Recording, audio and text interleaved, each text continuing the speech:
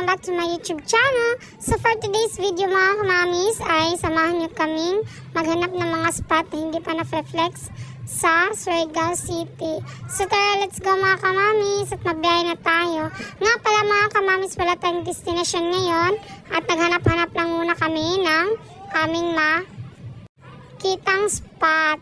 So yun mga kamamis, at kasama pala namin ngayon si ate. So for today's video, kasama siya kasi nga gusto niya rin mag-enjoy. So tara mga kamamis. Sobrang ganda ng panahon dito mga kamamis. Ayan kung makikita nyo, pero parang makulimlim siya.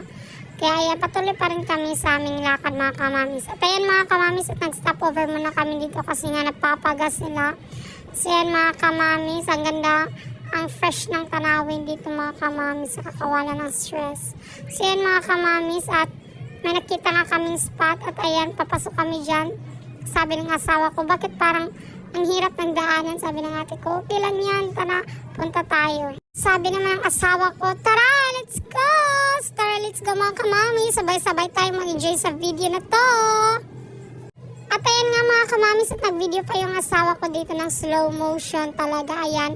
At kinuhanan niya talaga ng video kasi nga sobrang nagandahan siya sa spot na to mga kamamis. Sa may tulay lang to mamis, doon sa sa may, parang sa may daanan lang. Ayan, at nag-video pa nga siya mga kamamis, at parang nag-selfie siya. So ayan mga kamamis. Pak! Aura-aura pa rin na mga press. Tara, let's go mga kamamis. Sabay-sabay natin puntahan ang spot na ito. Tara, let's go!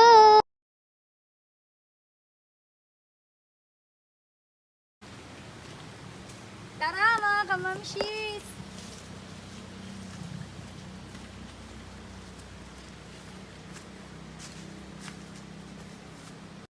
So ayan na nga mga kamamis, at medyo mahirap yung daan dito, pero okay lang yan, carry lang yan mga kamamis. Tara, let's go! So ayan, hello mga kamamis, at nandito tayo ngayon, nag-adventure kami for today's video. Sobrang ganda dito mga kamamis. Ayan, at nag-video pa nga yung ate ko dyan. Para siyang lake mga kamamshis, at ayun yung asawa ko.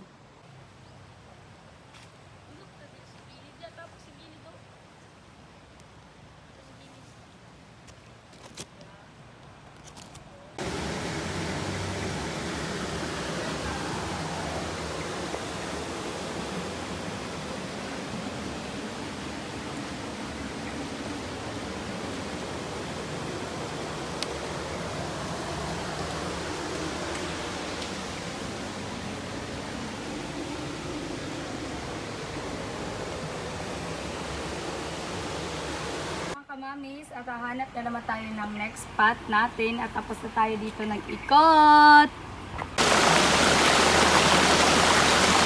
So ayan na nga mga kamamis, at nandito na tayo sa ating second spot. Nandito tayo ngayon sa Dayasan. Sobrang ganda dito mga kamamis. So ayan, yung sikat na tulay nila dito mga kamamis, ayan.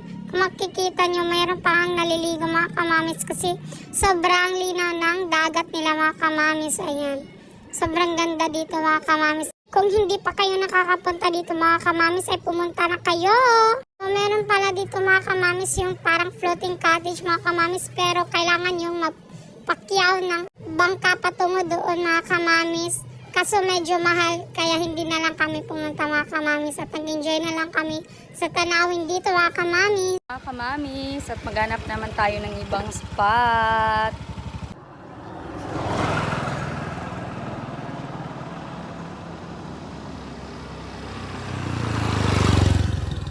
At magbiyahe na nga tayo mga kamamis. Tara, let's go! Ayan mga kamamis, at papasok tayo ngayon ng shrine ng Dayasan. Tara, let's go mga kamamis! Ang ganda dito mga kamamis. Shrine ng Dayasan. Dayasan ba ba? Ayan mga kamamis, sobrang laki ng Jesus Christ nila mga kamamis.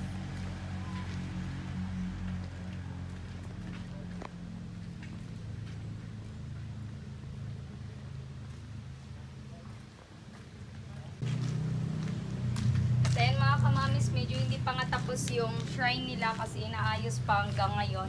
Kasi parang nasira siya nung Odette. last year, mga kamamis. So, ayan, under construction pa rin sila. So, ayan mga kamamis, at hahanap na naman tayo ng ibang spot. Pumasok lang kami dito para mag-flex lang kasi gusto rin namin makita yung shrine nila. So, ayan mga kamamis, tara, let's go!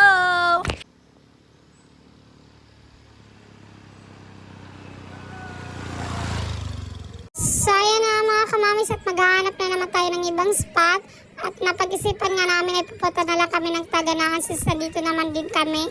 Pupuntahan namin yung parang sikat na resort nila dito mga kamamis. So, tara, let's go mga kamamis. Sabayan kami sa biyahe.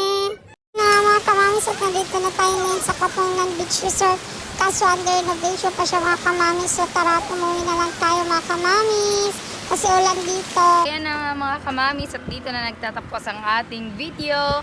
Please do like, share, and subscribe to my YouTube channel. Bye!